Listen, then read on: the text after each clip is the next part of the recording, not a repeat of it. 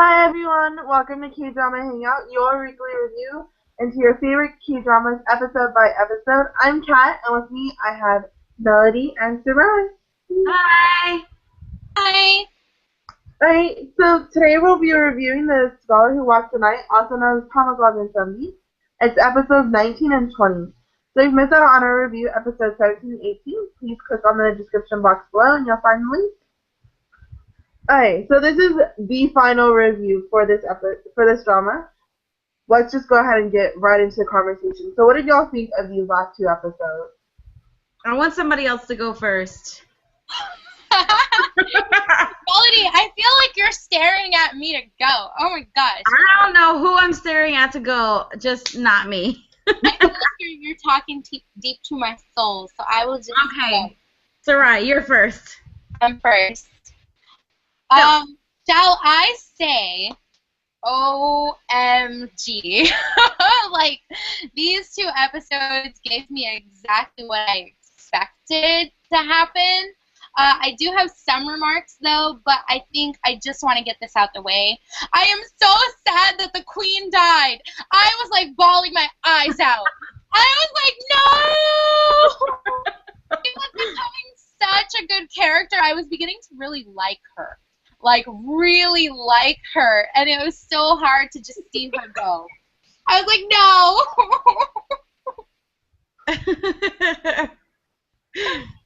But yeah, okay, I had to get that out of my system. I'm sorry. That was just the biggest thing for me in these last What's your initial overview of the two episodes? What's your initial overview? That was your initial overview. Oh, well, yeah. I mean, that's the one thing that stood out to me. There are a lot of moments where I was like on my toes because, of course, it's the last episode, so you've got to be on your toes. Yeah, I think I want to hear what you guys have to say about the rest of it because there's some things that I want to hear what you guys have to say. I want to know what Kat thinks. Honestly, I don't even know. Okay, so by the very last episode, a lot of it I started predicting. So as soon as the queen died, I was like, I know how this is gonna end. But like when she died, and then Glee was like, I wanted you to be with me forever. I wanted you to hate me for the rest of your life. Da, da, da, da, da. I was like, you're dumb. Like, that was my automatic reaction was like, you are dumb. You could have she easily gave me so many opportunities to make sure that she would always be by your side, and you didn't take it because you, again, didn't learn your lesson from 150 years before where humans do not ever follow your plan. But no, he was like, nah, this human's going to follow my plan. And it backfired on him. And I was really happy when it backfired on him. What a dumb, evil vampire. I know.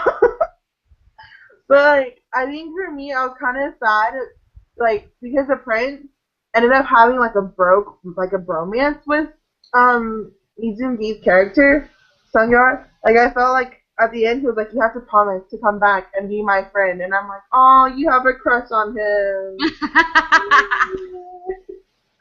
Okay. I'm going to be straight honest. It didn't 100%. I'm good with the ending, but it didn't 100% end the way that I wanted it to. Okay. How do you want it to end? Because first off, I really liked the dynamic of when the father came back and Gui was like, I'm sorry, I killed your daughter. He was all distraught over it, and the father was like, oh, no big deal, And even Gui, I loved the fact that even Gui was like, you call yourself a human being? Like, you don't have any heart whatsoever for your daughter right now. Like, I really liked that Gui was disgusted by him because it felt like the father was actually the monster in that scene, and I really liked that. Okay, so we had the moment where I'm so horrible at this. Oh my goodness, I'm just gonna stop picking favorite people because we had the moment where the prince's right-hand man became a vampire right after I said I really like him. And then the hunter died right after I said I really liked him. And then the queen's man goes, and I'm like, you know, he's doing some good work. And then he goes and dies. And I'm just like, I'm done. Not really, but, you know, I'm like, okay, let's keep going. So this is what I wanted to happen. Whenever the queen died and everybody was still so set, like, I knew this wasn't, this, like, 99.8592346% was not going to happen. But I still kind of wanted it. I still wanted it to be the case. Like, I wanted it to be like a big twist at the end, because everybody was still so set on Sung-Yul actually dying, and the queen had died. So I wanted Young Sun to become the next queen. Yes! Yeah! I knew why. Oh my god. You wanted that too? Yes. Yeah. I thought that was gonna happen. I was thinking in my head when the queen died and then everything happened and I knew that Sung-Yul was like dead and gone. It was like she has to be queen. Like, I wanted it so bad. I wanted it so bad. But, you know, I mean, I knew that was not going to happen, okay? I knew somehow Sung-Yul was going to come back. And, man, I've already gotten past this part. It's, like, anticlimactic now. But my OMG moment was whenever we walked into the throne room, and every single last one of the lords and Like upper people, they were just literally covered the entire floor of the throne room, their bodies. I was just like, holy crap, like he has gone and killed every single one of them. And then you go and you're walking through the rest of the palace, and all of the maidens are dead. All of the guards are dead. And I was like, oh my gosh. Holy crap. Like, he's just straight up killing everybody. his question was who was like cleaning up all the bodies. I know. Yeah. There were a lot of things I was like, what happened? Like, I don't know if you guys got this, but okay, so the Blackguard clan, right? Mm-hmm. Sung-Yul brought them into the palace. Where did they go? To, like, set the explosives, and then they just disappear. They're not there anymore. I wondered that too. I thought he was going to come back. I thought he was going to come back out of the cave and see that Gui had turned them into vampires as well. That's what I thought. But they just weren't there. And then Sung-Yul was like, why didn't I see this before? Everybody's a vampire in here. And I'm like, okay, where did the Blackguard clan go? Like, where are they? I don't get it. So for me, I was completely like tuned out on them, except for when they first entered, and they're like, we don't even see an insect flying, but in the background you see a little bug flying behind them, and I'm like, I didn't catch that. Oh my goodness. like I was laughing so hard at that point. I missed like whenever they disappeared. I was just like, oh, okay, I got them. Especially on the Black Guards, right? When the king came out to do the explosives, I was like, man, I was thinking, if you can't get the people to do it, you might as well just do it yourself. You know? So the king had to go to the explosives. The explosives, when he had to put the explosives out. Oh yeah. Oh yeah, because the Black Clan people were supposed to, but the king ended up doing it. Exactly. Like, okay. When you can't trust people to do the right job. Like that's like you gotta do it yourself. It crossed my mind at the very end when Gui is burning in the sun. I straight up was like, Well, he burnt a lot quicker than what Sung Yul did the other few episodes back whenever he was just running through the woods for a day straight. I was like, he didn't have to cook for any time at all before he was gone. And Sung Yul was just running through the woods for like a day straight with no black garb, burning but still living. I was like, okay, I guess I'll just have to accept that for what it is. So I have a question about this ending, right? Yes. So do you really think Sung Yul is alive, or do you think she was like dreaming this? I think he's alive. Okay, so my whole thing after the fact was that I thought, because you know how I had the opening and then he's like, I'm dying moment? Okay, so before it fell down, I thought he escaped and he was gonna like come out through the door and be like, I'm dying, help me. When like all the people are like, you know how the gates open at the end and they're like, who's gonna knock? Like, I thought he would come staggering out. Yeah, so I thought he would come out then, and then I was like, oh, he's gonna come out at the end. Okay, whatever. But then I thought, like, I was really confused, and I was also confused on why Young-sun was still alive, because she completely passed out like as if she died. Well, because I think he controlled himself long enough to not drink all of her blood. So he controlled himself long enough to have enough to make him change, and it caused her to pass out at the lack of blood, but she wasn't dead. But then, like, she comes back like nothing's wrong. She just, like, wakes up from, like, a slumber, and no one's applied pressure to her bleeding neck where the artery is. I thought that too. I was like, oh, I'll just have to accept that for what it is too. But no, Sung Yul is alive, and I'll tell you why he's alive. Because the king handed him the royal sword and said, if you don't give this back to me, I can't face my ancestors. And in the last that we see with the king, he looks over and has a smile on his face, and there's the royal sword that had been returned to him. So Sung Yul is alive. So I thought he was dead. I thought that he maybe just like got people to get it out of the rubble. He's just looking at it with a smile on his face because he's like, Sung Yul, you did that. I applaud you.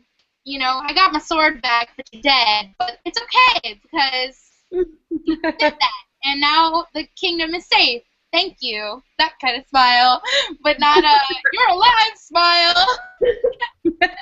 I saw it as, I'm happy my friend left this sign for me smile. Yeah, I mean, I guess they left it as an open ending. So anybody can think whatever they want to think. I'm still gonna think these. Yeah, I really wanted her to become the queen, though. I did. I really did. I wanted to see her in that queen, like hanbok dress, like all with the real pretty pin in her hair, and I didn't see it. But I was like, why is her hair down? Like, it was all like down and pretty, like while she was teaching those children, and I was like, you never see a Korean woman in a historical with her hair down and straightened and perfect like that. It's always up or back or braided. So I was like, it was really weird to see her hair down. Also, the fact that she never really wore her hair down. Yeah, and then she changed it. I don't know. Kind of weird. Yeah. It's like, I don't know. Sometimes people end up dating each other. Do what? Like Sung Yul. Oh, the two servants? Yeah. Dude, that crossed my mind too, but I don't think so. I think it's just like, he like confessed to her, like, hey, like, you're gonna be okay because I'm gonna be here for you because I've always liked you and you've always ignored me. But now that you've been rejected by him, I can like step in and take over. And then like the little smile at the end of the thing and like the whole like thing, I thought they were together. I thought that too, but I just saw it as, we've been serving the same Lord for so long and we're friends. Like, and he was having fun, standing behind that. He was so cute too. I He was was having cracking fun up. behind that little drape, like acting all important. And he was like, when my Lord returns, I'll serve him again. And then he looks over at Soohyun and he's like, and like just like does that dorp derp smile, and I'm like, you're so stupid. It was cute. I like them, but I don't think that they're a couple.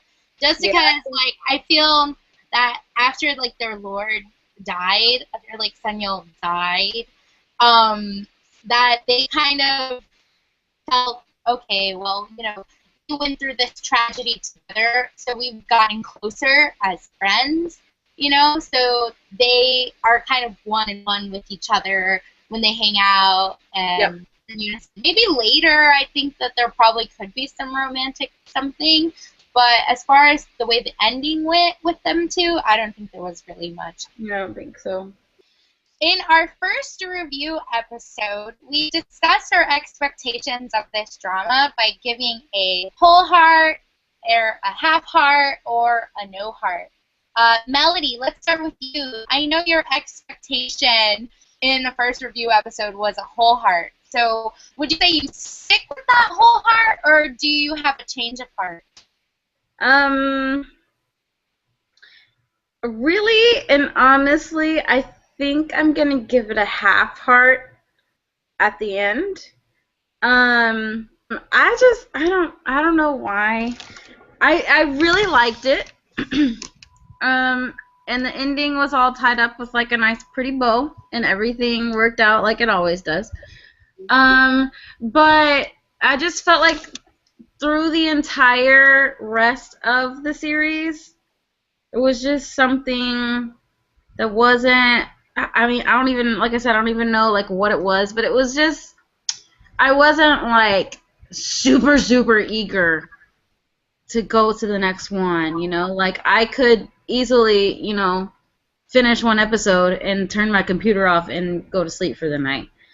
So there was just I don't know what it is, but there was just something missing there that I'm not gonna stick with the whole heart. I'm gonna go to the half heart. And I don't want to give it a cold heart because, like I said, I did enjoy it.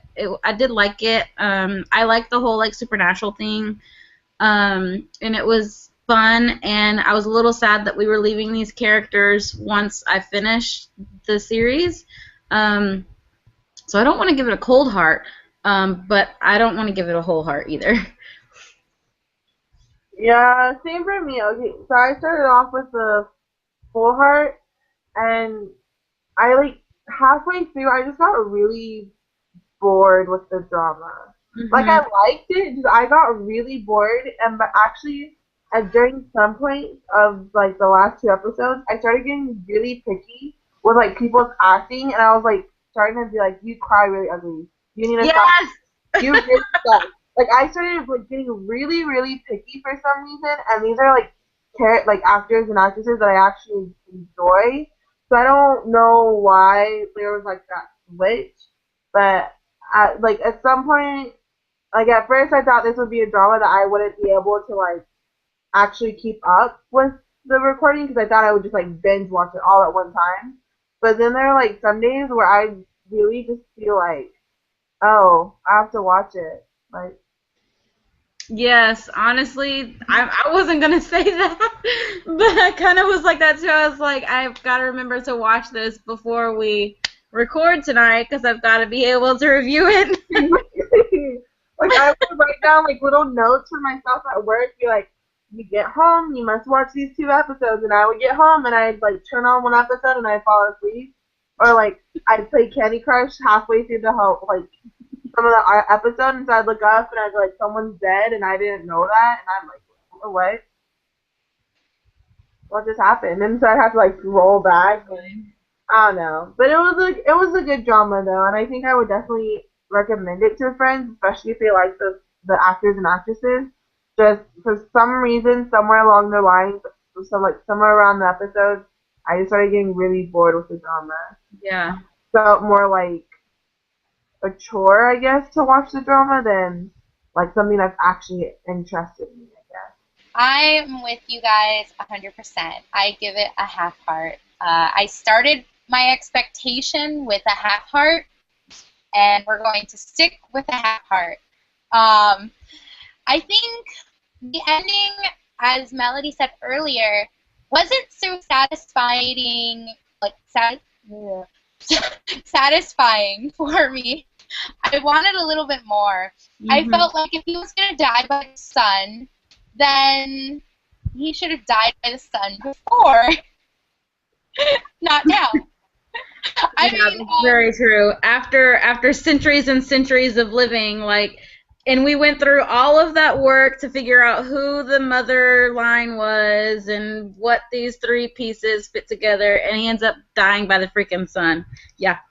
It felt a little bit of a lacking of ending, like so much going on, and this is what I get. I'm like, really? It was a little bit anticlimactic. Yeah, I felt that. And then I'm not a big fan of open endings. I really like when the story is concrete and I can go to sleep at night and say, yeah, that was the ending, and live with it. You know, even if I didn't like it, at least it had a concrete ending. I'm not a big fan of opening endings, or cliffhangers. I don't like those either.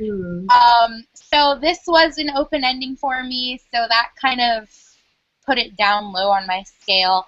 And then, as you guys say about how it wasn't as exciting episode by episode, it was like a little laggy. I agree with that too. I usually use the words called the wow factor. If you can't wow me, then that's really bad. This show gave me a little bit of wow moments, but not enough for me to be like, oh, I have to stay watching, I have to keep going, like something like that, you know. So I mean, overall, it is gonna get that half heart. You know what crossed my mind? You know what crossed my mind in the middle of the last episode? What? Sarai? We're in the last episode, and he goes into the moment to where he's arguing with himself again, and I was like, oh, Sarai's gonna hate this. I was like, I was like, oh, we're back on this. Yeah, well, I told you in predictions, like, what was it, 2 episodes ago or an episode ago, that, yeah, he was going to have to, like, kill the other self. Yeah. To, like, get rid of him and kill Gui, which he was supposed to kill Gui. The sun wasn't supposed to kill Gui. Anyway. Yeah, that was frustrating. So, yeah. And you just reminded me, Melody, too, that I don't think we ever really found out about Gui's love child. And we didn't find out. I think he had more than one. He had more than one? I interpret it as he had more than one because he had multiple descendants that he had to kill off. Well, didn't those descendants come from a child? At some point, I thought he was saying that Young Sun was his descendant, but so was Sung Yeol. So then I thought, damn, are they like? Yeah, at one point I was thinking Young Sun, and then at one point I was thinking Sung Yeol, and then it obviously went back to Young Sun. But I never at one point thought that both of them were. No, I thought both of them were. I thought he was like he said Young Sun was, so that was confirmed. But then like something was said or something. And then I started thinking that Sungar was also related to him somehow. And Yeah. I was like, I did at one point too. But the point I just had both of them in my head at some point, and I was like, I'm really confused. What was that, Sarai? That they didn't really explain. They didn't. Normally, like, if you bring something that big, you're going to give me an explanation. Like, when she got bit by her father, they gave us, like, a flashback and information, and then we understood. And then I'm thinking, oh, we're probably going to get a flashback or some explanation about Gui's love child. And nothing. And I'm so sad about that because I hate when things are missing. You know, it makes me very sad. I didn't think about that until the fact that we didn't get an explanation of, like, whose mother like she came from, like down the line. I didn't think about that until just now. Yeah, I'm so sad. Yeah. So the official K-drama Hangout reviewer rating is only 1.5 hearts out of 3 hearts. So we each gave half a heart to total 1.5 out of 3 possible whole hearts. So that's it for this drama. We have finished The Scholar Who Walks the Night. It has been reviewed. Here we're putting up our K-drama reviewed stamp of approval. Ready, guys? Done. Done. It's been reviewed. It's done. So thank you guys for watching all of this. Don't forget to subscribe and share. If you want to follow any of us, you'll find our links in the description box below. So be on the lookout next week. We are going to be announcing the next drama that we're going to review, and I'm very excited about it. Just a little input there. Until then, keep it dramatic. Bye. Bye. Bye. See you next week.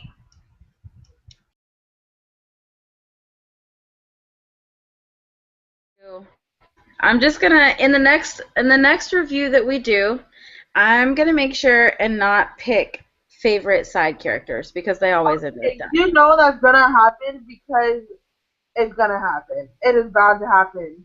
Me and you both. All the freaking time. It's bound to happen. Um.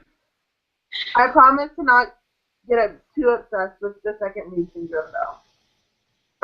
I think I'm gonna have a problem. I don't think I'm gonna have a problem with that. It'll be hard to keep your promises, so don't promise. I mean, I never said I promised. I never said I promise I won't get SLS, but I have a feeling I won't have a problem with it.